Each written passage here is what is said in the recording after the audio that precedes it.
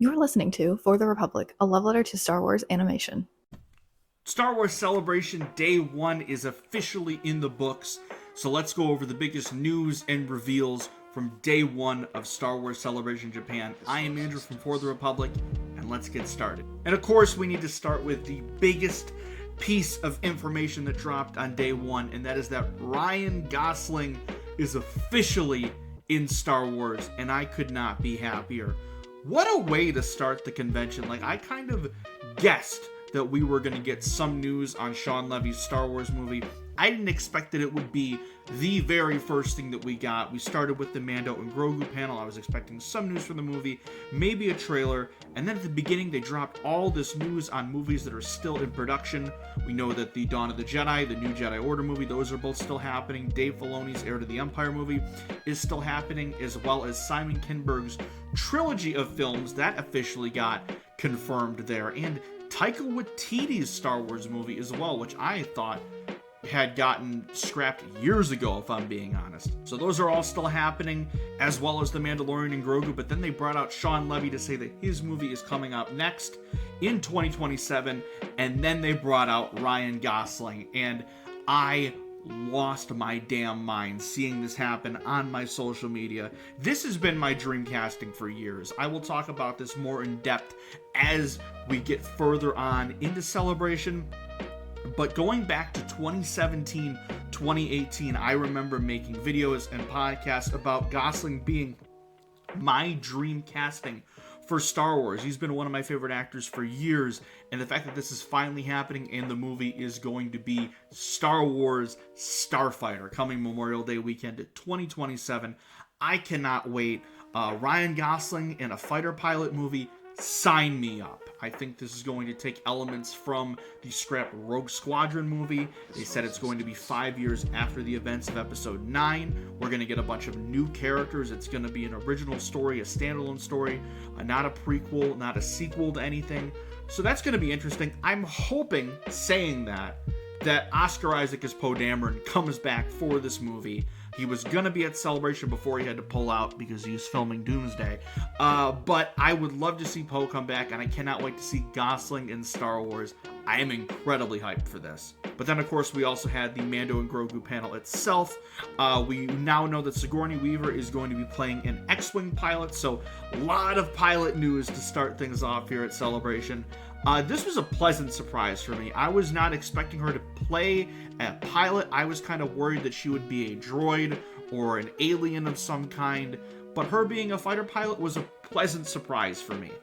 We also had a sizzle reel play. We got our first real glimpse of jacked Rada the Hutt, which I'm still not used to. Nothing about Jeremy Allen White just yet. Pedro Pascal and Sigourney Weaver were the only members of the cast that were there, as well as Grogu, of course. And then Favreau dropped the little bombshell that this is going to be the last celebration before the movie happens, which I hope doesn't mean that we're not getting anything in 2026, because it's been 6 years since I've been to a celebration, and I want to go to another one really, really badly. But I will admit I am a little bit let down that even though we are still a year out from this movie, we didn't get some kind of trailer released to the public. We just got a new logo reveal. I get it, the movie's a year out, but I would have liked something, a teaser, something, because it also sounded like a lot of the footage that they used in the sizzle reel was similar stuff that we got back at D23 last August. So a little bit whelmed with this panel, but the big news about the future of Star Wars movies at the beginning, that got me hyped and was my biggest thing from the entirety of the first day. We got some exciting tidbits from the publishing panel as well. Jedi Fallen Order is getting a manga adaptation, as is the first canon Timothy Zahn Thrawn novel. Very excited for both of those. The Path of the Lightsaber manga, which looks to be taking place in between Episode 8 and Episode 9, I am really excited for. They announced a new Knight of Ren is going to be the villain of that. Really cool looking design, as well as the Art of Andor book, which I am always super pumped for because I love those Art of Star Wars books. And while we didn't get direct confirmation that we're going to be getting a large publishing initiative like the High Republic coming soon after the High Republic finishes up, Alyssa Wong kind of teased that there's something in the works, which I'm assuming we're going to hear about soon. Probably not at Celebration itself, but I think something's coming, and I'm very excited to see what the next group of books that we get in this universe going forward. And now we get to the panel that I was the most excited for of the first day, and that is the Lucasfilm animation panel, because I have been wondering for months what the next animated project is going to be after the Bad Batch finished up. There's been a lot of rumors that it was going to be a Ventress-centric show, that the hidden path from Survivor and Obi-Wan was going to be involved. That didn't end up being the case. We did get a glimpse of Tales of the Underworld. I guess they screened the first Ventress episode. That's apparently fantastic. That drops May the 4th. I cannot wait for that. But then we got the announcement that our next animated show is going to star Maul himself. Maul, Shadow Lord, coming in 2026. Oh my god. I, through means, managed to watch the trailer that they screened there, and oh my god, does this look good. Maul seems to be taking on an apprentice that a lot of people are speculating could be Darth Talon coming back into canon. I'm very curious, as someone that doesn't know too much about the character, if that's the route they go. But I was not expecting, to be honest, Maul being the focus of the next show. But Sam Witwer came out. He had the play it again moment, which is just beautiful. I loved that. This show looks sick. I cannot wait. There's so many different things you can do with this show if it goes multiple seasons.